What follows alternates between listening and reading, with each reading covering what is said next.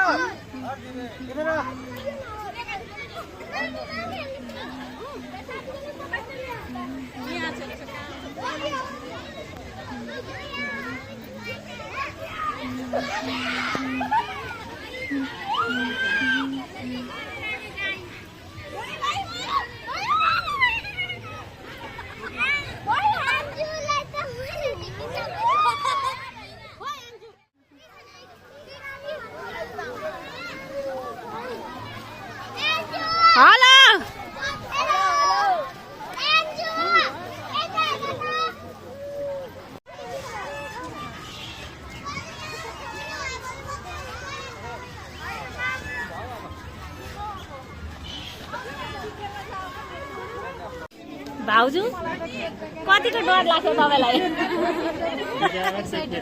डर पनि लागिरहेछ। Jessica breakup